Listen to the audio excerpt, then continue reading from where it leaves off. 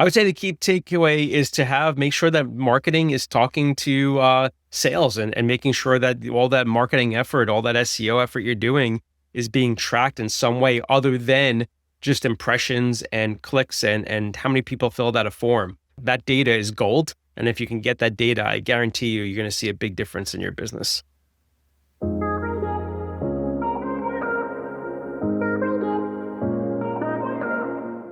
Hi, this is Jason Kramer, and this is SEO in 2026 Additional Insights. Jason, what's your number one SEO tip for 2026?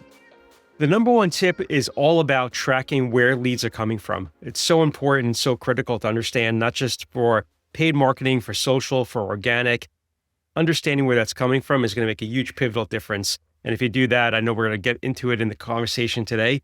It's really going to help you understand where you should put your time and effort.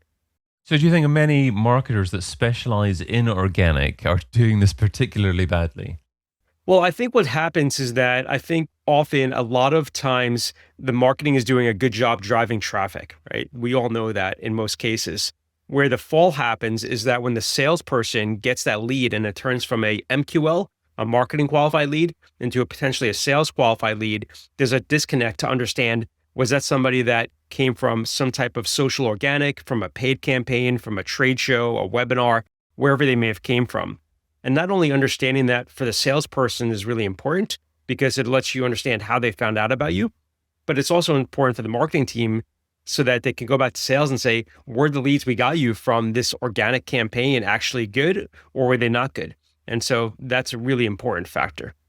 I guess the challenge with providing exact detail on where a lead comes from is more difficult nowadays because you have virtually all referring keyword phrases from organic that aren't provided. So yeah, you've got AI search that doesn't provide a great deal of detail in terms of actually what phraseology, what conversations the user had prior to actually making a decision to visit the brand. So how granular can you be and should you want to be as a marketing team in order to define those leads? Yeah, so great question. So for us and our clients, and by the way, we don't provide any inbound marketing services. We help with after the leads get captured and nurturing and converting those. But being in marketing for almost 20 years and owning a marketing agency, a lot of it comes to home in terms of the things we used to deal with in conversations. But David, to answer your question, yes, AI, ChatGPT, Gemini, Claude, Perplexity, a lot of people are using those systems now to find information. But that doesn't mean that we can't say this is how much traffic is coming from Perplexity, from ChatGPT. We may not know the source prior, but at least we know that the AI is actually driving traffic. And so we do have a way to use the referring URLs, and that when a form gets filled out on a website, we can capture that hidden data into the CRM. And so that is important. And I do make the distinction between Instagram, Facebook, paid ads, organic ads. Some platforms are a little trickier to capture that from. But in most cases, with most of these platforms, there is a referring URL data, not to get technical, that can happen automatically if the website is properly connected to your CRM. And what do you think about multi-touch attribution or attribution in relation to actually giving credit to different referring sources? Because obviously a customer journey can be quite convoluted nowadays, depending upon the length of the sales journey. And it's not necessarily just the last referring source, is it? No, it's not. In fact, I would say about 99% of the clients we work with use first touch attribution modeling, which means for the audience that that's the first thing somebody saw in order to find out about your company. So whether it be a paid ad, whether it be on organic, whether it be a truck driving around or a lawn sign, whatever business you're in, that's the first thing they saw. And many businesses want to attribute that marketing channel introduced the brand to that person. 1% of our clients doesn't care about that. I shouldn't say they don't care about it, but what's more important to them is, to your point, David, what was the last thing they did to interact with that made them go over the fence and become a customer? So they might have started out seeing your free ads on Facebook, but it was a paid ad on Google Ads that got them to actually convert and become a customer. And so that's last touch attribution. But the full arc of all of the touch points is extremely important because I 100% agree. People are absorbing information in multiple different platforms these days. So it's not just going to be one source of lead attribution. That hasn't been the case for a while. So the primary audience listening to this are SEOs. What do you think SEOs should be doing in terms of their conversations that they're having with other marketing teams to ensure that the traffic that they refer and the leads that they assist with in terms of actually generating inquiries for a particular product or service is actually counted? Because obviously it could be at the start, could be at the middle, it could be at the end. Where's the most valuable point in your experience for SEO? The most valuable point is before anything starts happening. So if you are launching a new SEO campaign, and again, it could be organic through traffic on the web, it could be through social, having a conversation with whoever manages the CRM at the client and making sure that everything is connected to track that referring traffic is extremely important. A lot of this traffic, as your listeners know, and as you know, and I know, David, it can't be done retroactively. You can't go back in time 6 months and fix what was broken. You have to make sure that it's set up properly in the beginning. And so that's what I would advise, is just to have the marketing people that maybe are listening today or in the conversation say, hey, what CRM system you use? How is your website connected, right, to the sales team, right? So the sales team's using hopefully some type of system. If they're not, it does become a lot trickier if you don't have that technology in place. Not impossible, but it's much harder. And you've mentioned sales teams a couple of times there as well. And I'm sure you're very experienced with liaising with sales teams to ensure that they're happy with the information that they're provided with. So why do they need to know the referring source, and how does that assist them? Yeah, great question. So it actually assists the marketing team more than it does the sales team. And so imagine, David, I was doing SEO for your business and I drove 500 people this month to your website. And that was a combination of people from Facebook, maybe it was from TikTok, maybe it was from AI, maybe it was from Google search, Yahoo, what have you. Well, I would want to know the quality of that traffic. And how do I know the quality of the traffic? Based on the interactions of the sales team. If the sales team qualifies somebody and starts having a business conversation with them, a sales conversation, I know it's a quality lead.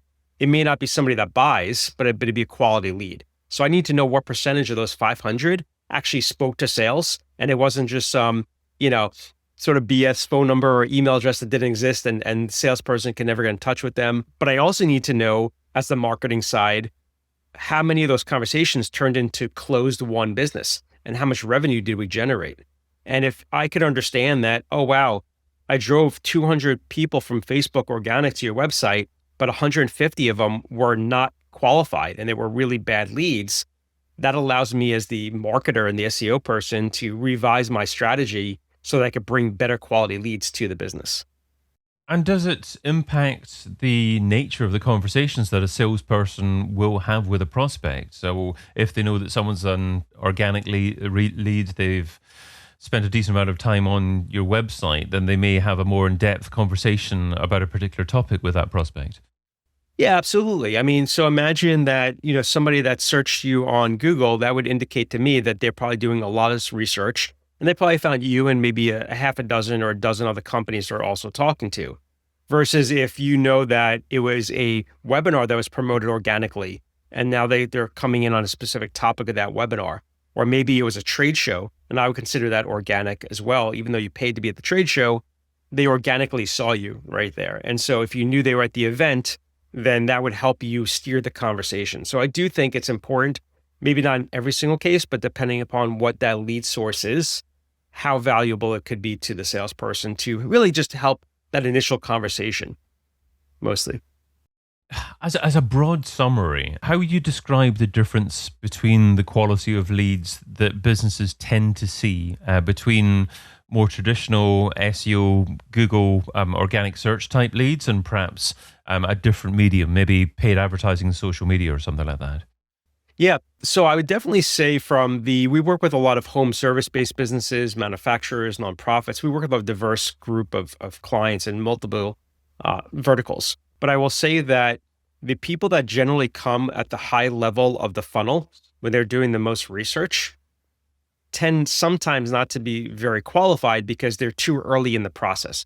And the reason that they don't become qualified is because the salespeople don't continue to follow up, right? So if they're not getting that immediate sale, it's harder to convert.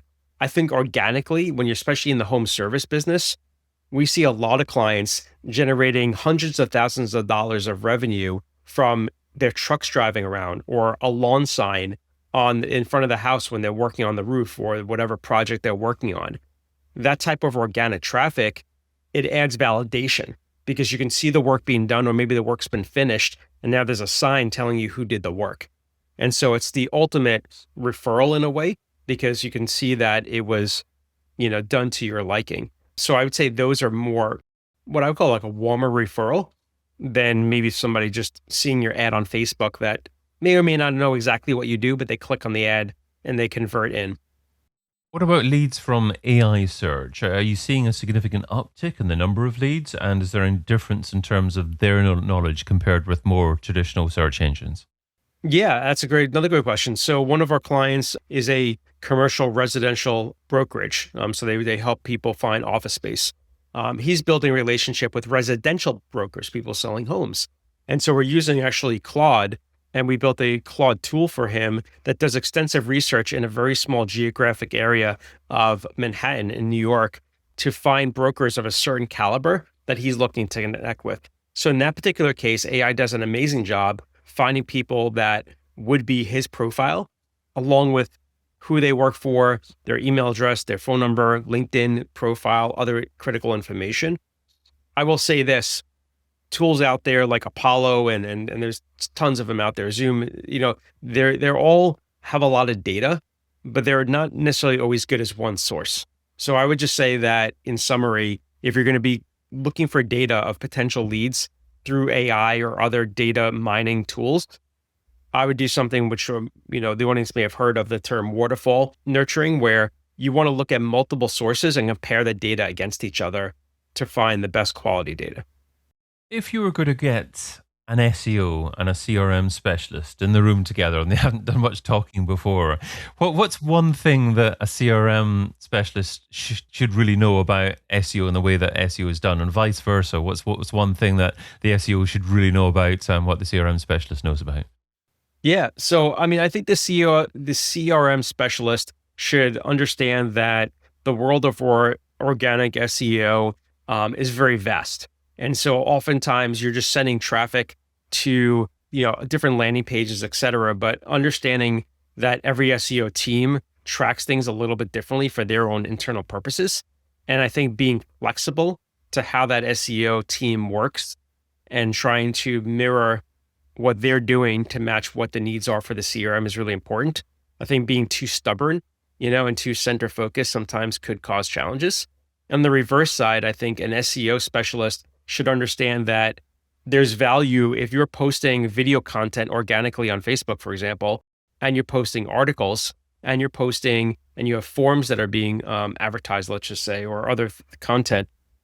You want to be able to offer all of that in a way that we can track to see which specific post, which specific piece of information got people to convert. Facebook, for example, is a vast universe, right? There's a lot of content on Facebook.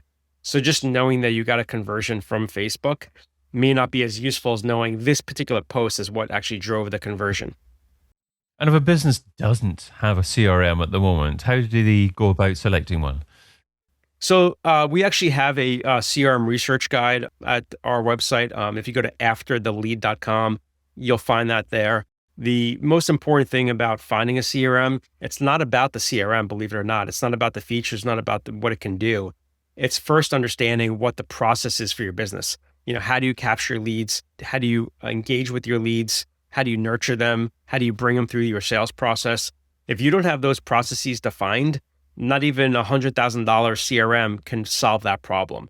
And so a lot of businesses, I would tell you, would fail. In fact, the Harvard Business Review did a study that 70% of businesses will fail at implementing their own CRM, which is a huge alarming number. And it really just tells us that it's not the technology that's failing. It's that they don't understand how to use the technology and they haven't defined what their needs are and what their process is first. It's tough, though. Many businesses obviously put the cart before the horse and end up getting excited by a piece of technology and then designing their business around that. But at the same time, it's actually quite hard to identify your process without being aware of the parameters around technology and what it can offer. So do you check out software if you haven't got a really good process in place, do you check out different software to begin with and maybe identify a few ideas in terms of what your key process should be and then design that and then select software? I would say no. I would say no to that. So what I would suggest is that if you aren't really aware of what the capabilities are or even how to think about your process, the easiest thing to do is just take out a piece of paper and a pencil or a pen and just write down, when we get a phone call, when we get a website lead, when we have somebody walk into our retail, what's the first thing that happens? What do we talk to them about? What do we capture? What information do we capture? Who does that on our team? And then after you have that first step, you say, okay, what's the second thing that happens? And then what's the third thing? And then you also write, how long does it take to go from step 1 to step 2? Does it take a day? Does it take a week? Right? And sometimes that process could be a couple of hours. Sometimes it could be weeks. Sometimes it could be many months. It depends upon what you're selling. And so everybody's capable of writing that process. What I find most interesting and not surprising, David, is that the process, everybody has it. It's just up here in your head, right? It's not documented anywhere. And when it's up in your head, it's very easy to pivot and to change your process on the fly. Oh, I'm busy today. I don't have time to follow up with David. I'll follow up tomorrow. And then tomorrow you're busy and then you don't have time to follow up. And next thing you know, 3 weeks go by and you lost the deal because there was no process to remind you to follow up. And so that's really what I would focus on first rather than looking at any features and benefits. The reality is there's thousands of CRMs out there. Some are better than others, but the CRM itself isn't going to teach you how to build a process. And that's what we focus on and specialize in, is helping companies do that first. Jason, what's the key takeaway from the tip you shared today? I would say the key takeaway is to make sure that marketing is talking to sales and making sure that all that marketing effort, all that SEO effort you're doing is being tracked in some way other than just impressions and clicks and how many people filled out a form. That data is gold. And if you can get that data, I guarantee you're going to see a big difference in your business. Jason Kramer is president at Cultivise. Find out more over at cultivise.com. Jason, thanks so much for being part of SEO in 2026. Thanks, David. I've been your host, David Bain. Get your copy of SEO in 2026, the book, over at SEOin2026.com.